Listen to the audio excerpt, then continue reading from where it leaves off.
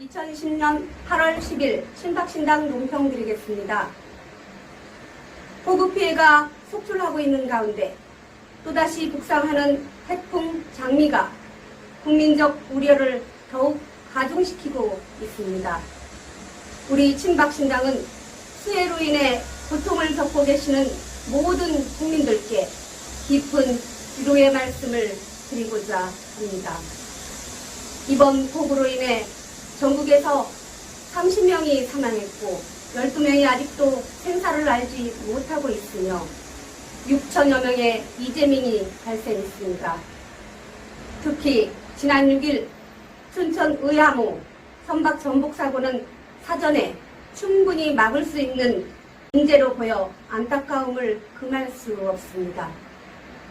또한 지난달 23일에 일어난 부산 지하차도 사망사고, 3일 가평 펜션 일가족 3명 사망사고, 이런 안내문자 하나 받지 못했다고 합니다.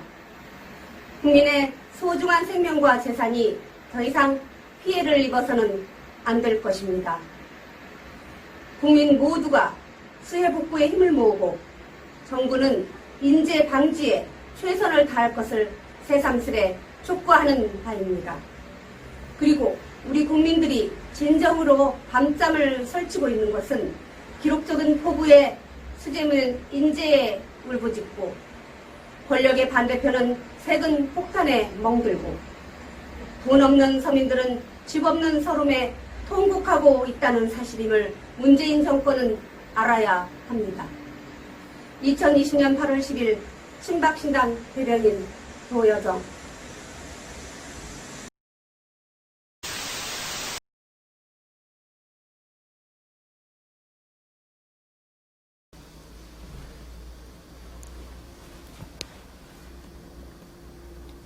친박신당 논평. 민심에 기름 붓는 면피용 인사. 최근 단행된 청와대 비서실 인선은 문재인 정권의 안이한 국정인식을 그대로 보여주는 면피용 인선으로 민심에 기름을 붓고 있습니다. 부동산 정책 격동으로 온 국민을 이전 투구판에 몰아넣고 사회적 갈등을 증폭시킨 작금의 상황에 책임을 묻는다면 1실장 5수석뿐 아니라 국토부 장관, 정책실장, 경제부총리, 그리고 경제수석에 이르기까지 인선의 책임을 확대했어야 한다는 것이 국민적 요구입니다. 그럼에도 불구하고 정무, 민정, 시민사회 수석 비서관의 교체만으로 잘못된 정책 실패를 덮으려 하는 것은 민심을 외면하고 독선과 독주의 행태를 계속하겠다는 불통 의지를 보여주는 것이라고밖에 볼 수 없습니다. 문재인 정권은 부동산 시장의 안정을 위해 부동산 시장 감독기구를 설치 검토하겠다고 했지만 법으로 규제하며 감독을 한다고 부동산 시장을 바로잡을 수는 없을 것입니다. 오히려 규제를 풀고 기업가 정신을 북돋아주는 것이 경기 회복의 지름길이라고 생각합니다. 문재인 정권이 정권 위기의 분수령을 맡고서도 끼리끼리 일하고 끼리끼리 나눠 먹고 충견 인사, 보상 인사, 면피 인사로 국정 운영을 한다면 더 이상 국민의 관용은 기대할 수 없다는 사실을 알아야 할 것입니다. 2020년 8월 11일 친박신당 대변인 박시원.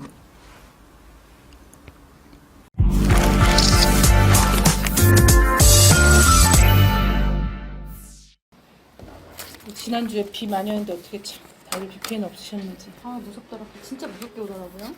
비가 그죠? 우리 아들이 조금 무서운데. 이제 또 가만히 있다가. 네, 그러니까 끊으면 되니까. 리플을 읽어주는 새 여자 신혜영. 도여정. 박시원이 다시 해야 되겠다. 도여정. 박시원. 신혜영의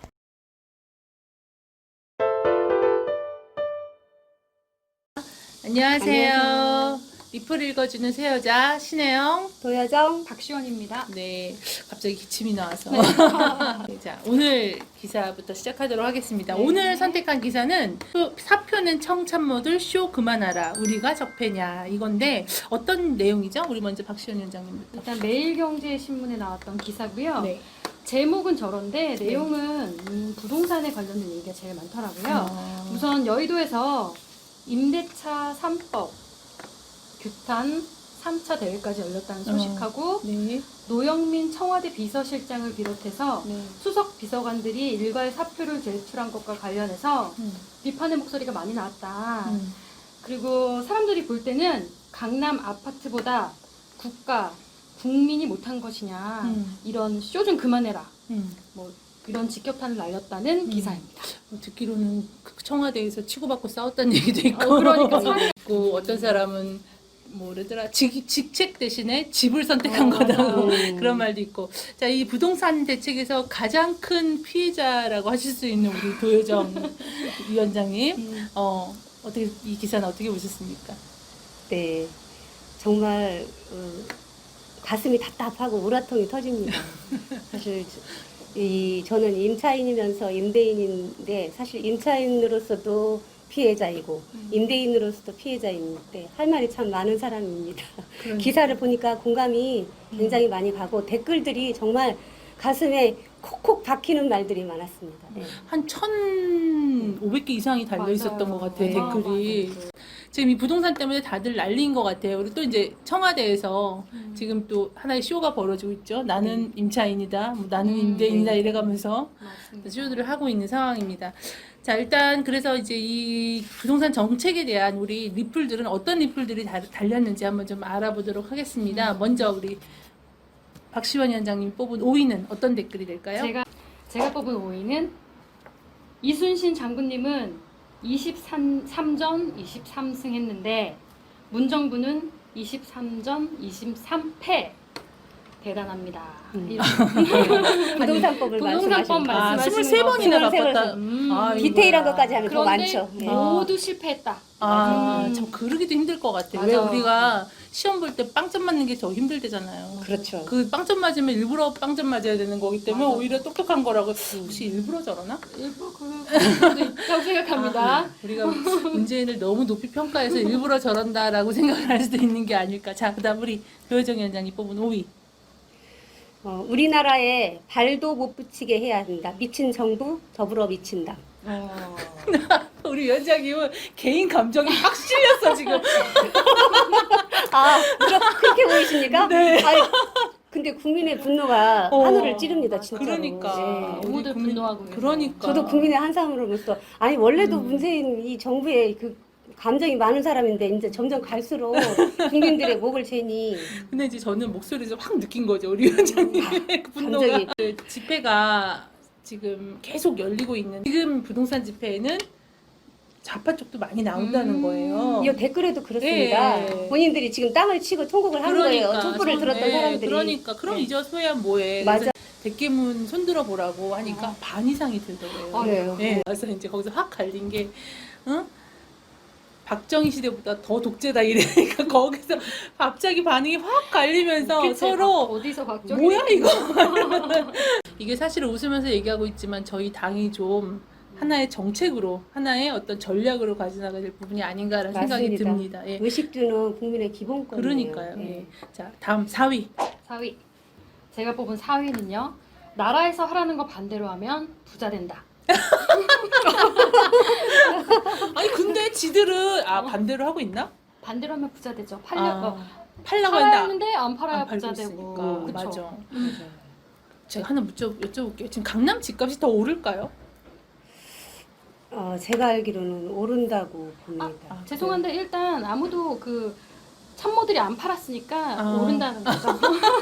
왜냐하면 지금 오른다는 토지거래 허가제로 묶인 지역 옆에 풍선 효과가 지금 계속 나타나고 있거든요. 그래서 내려갈 수가 없는 거예요. 그렇죠. 그 정책 좋다. 자체도 쉽게 내려갈 수 있는 정책은 하지 않잖아요. 그러니까. 당분간은 절대 내려가지 않을 거라고 생각합니다. 개인적으로. 돈이 있으면 강남에 집을 한 채 살 텐데 저는 임차인도 아니고 어머님 곁에 빌 붙어 있는 입장이라 참 안타깝네요. 자, 다음 우리. 저 사이는 지금 보니 청와대 사람들이 적폐였습니다. 평범한 중산층을 적폐로 모는 어처구니 없는 졸속 부동산 악법 당장 철폐하라. 맞습니다. 예. 당장 철폐해야 됩니다. 박근혜 대통령 시절에 하면서 엄청난 물량들이 그러니까 나와서 공급을 주로 예. 확대하는 방향을 썼었죠. 예, 그게 그때는. 예. 이제 그러고 난 다음에 대통령 탄핵을 내시면 사실은 이제 집을 짓기 시작을 하면 당장 효과가 나오는 게 아니라 1, 2년 후에 나오니까. 그렇죠. 그러니까 문재인이 조금만 정말 조금만 그냥 정상으로만 갔어도 이 집은 다 잡히게 해놓으셨다는 거예요. 그런데 지금 저렇게 그것도 못하고 있네요. 23번을 그러니까. 전폐를 하고 있으니 이 모양 이 꼴이 아닌가 싶습니다. 자, 다음 우리 3위. 3위. 내가 하면 개혁, 남이 하면 적폐. 아, 딱 잘 오고. 네, 그죠? 맞습니다. 제가 그 오늘도 주제하고 이 맞습니다. 정부의 네, 맞아요. 대변하는 그 사구절 속담과 같은 잘 그런, 오고. 예. 맞아요. 진짜 지들이 하면 괜찮고 아니 그냥 괜찮으면 모르는데 큰 소리를 쳐요 또 이것들은. 너 어쩜 이렇게 큰 소리를 치는지 모르겠어. 자, 우리 조 박사님 4위. 좀 3위가 3위 긴데요. 맞아. 네, 네, 괜찮아요. 이거는 우리 국민들이 지금 공감하는 이 울분을 담은 네. 글인 것 같아서 제가 뽑았습니다. 네. 먹을 거 안 먹고 입을 거 안 입고 해외여행 안 가고 알뜰살뜰 모아 헬 조선 그러니까 이런 그러니까 집을 마련하기 힘든 우리나라 헬 조선에서 그 누구도 보장해주지 않는 노후 대책 마련하려고 집산 노인들이 적폐고 투기꾼이냐?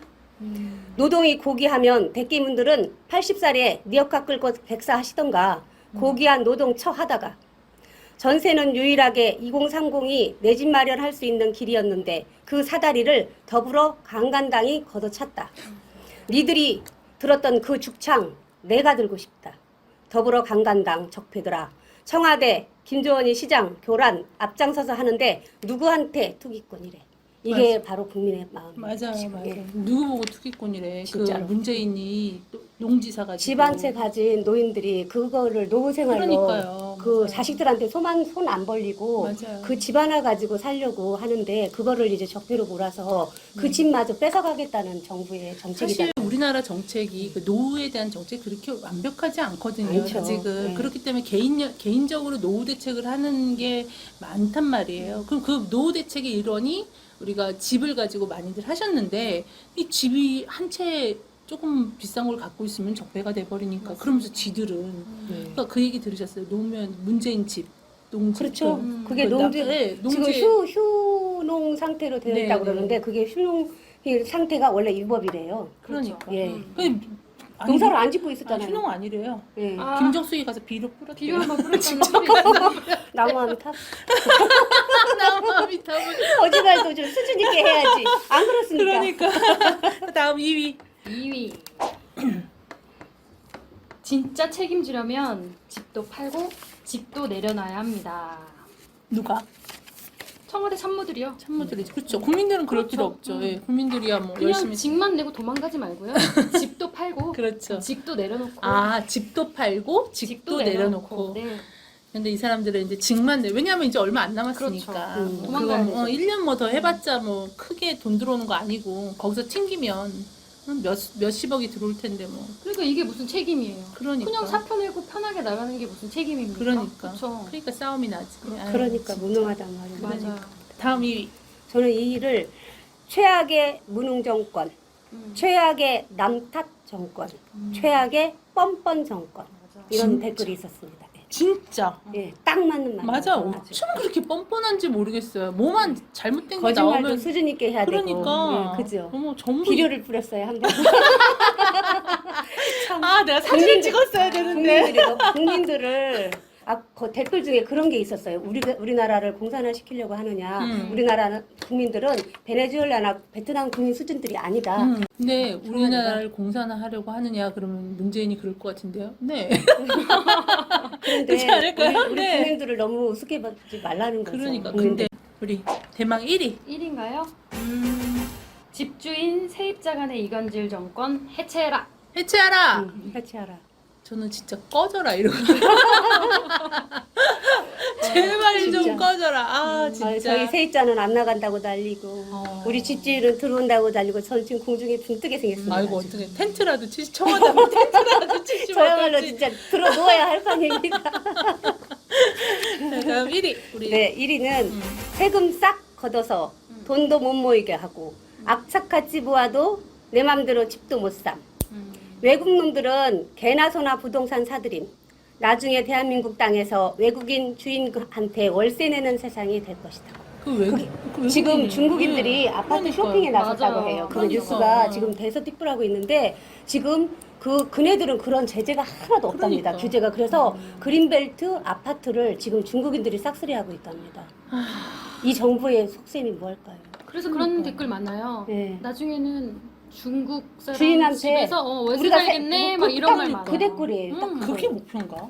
그러니 정말 걱정됩니다. 우리나라가 지금 다른 공산주의나 다른 나라 사람들한테 지금 다 뺏기고 있다는 거예요. 그 제가 좀 있으면 우리가 중국 사람 주인에 우리가 가서 이제 거기서 일하는 뭐 이런 중국인들 때문에 사실 네. 동양인이라는 그런 맞아요. 굉장히 디서드밴티지를 많이 받고 맞아요. 있거든요. 네, 지금 네. 우한폐렴만 해도 그러니까요. 한국인이 되려 얼마나 많이 그 우한폐렴 때문에 그 불이익을 당했습니까? 그러니까 선을 그었어야 되는데 네. 딱 얘네는 중국 오지마 선을 그었으면 되는데 그게 아니라 중국은 우리 친구 이래버리니까 이건 친구끼리 놀아라 이렇게 되는 거죠.